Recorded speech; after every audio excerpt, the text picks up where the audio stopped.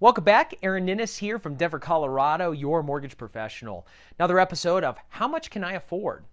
Today, I want to talk to you about pre-qualification versus pre-approval. Two phrases you're going to hear a lot as you start to get into home search mode.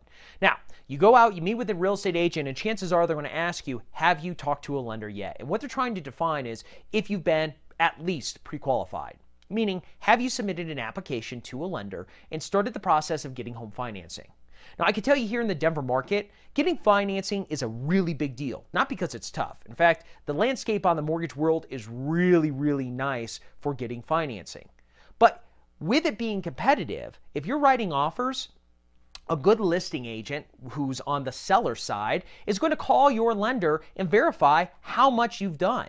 The last thing they want to do is accept a contract from someone who hasn't done anything with their financing, and all of a sudden they're out there trying to buy a home. They don't know what their payments are, how their down payment works, or what kind of loan they're getting. That's a serious issue. Now, it gets even more complex than that because depending on what type of loan you're qualified for could affect what type of house you buy. Things like condos. FHA loan types have a specific database of condos that are approved by the FHA. You can only buy homes in those buildings and use that loan. Conventional is different. Other things you may run into is a home that has some peeling paint. Not a big deal. It's something that maybe you like painting yourself and you didn't like the color, so you just want to change it out. But you might not know that FHA loans don't allow peeling paint. Conventional loans do.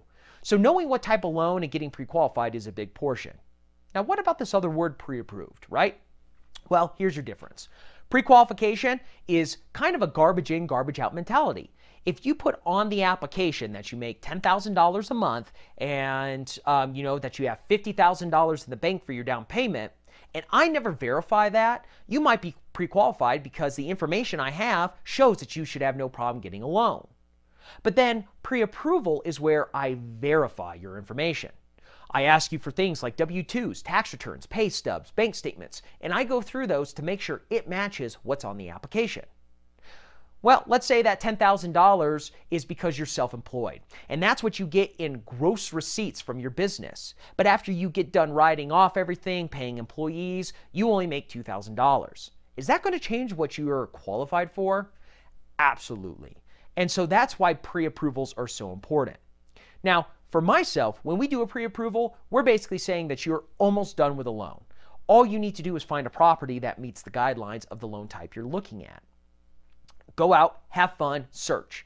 That also gives me as a loan officer the ability to call that listing agent and explain, we have really gone out of our way to make sure you are very qualified for this loan, and as such, your offer is a really good legitimate offer.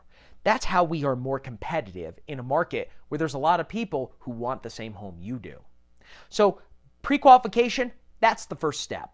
All you need to do is contact your mortgage professional and they can assist you. Of course, that's what I do. I pre-qualify people all day long. So you could call, email, and I'll do my best to help you get out there. But as soon as we're done doing the pre-qualification, you can bet I'm going to request a bunch of documents, and that's to get you pre-approved, to make sure that there's no chance you're going to have any hiccups in your home purchase.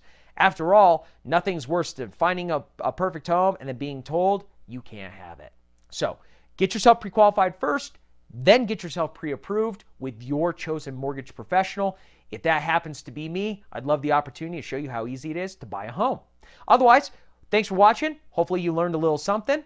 As always, subscribe down below, give me a like, and we'll see you on another episode.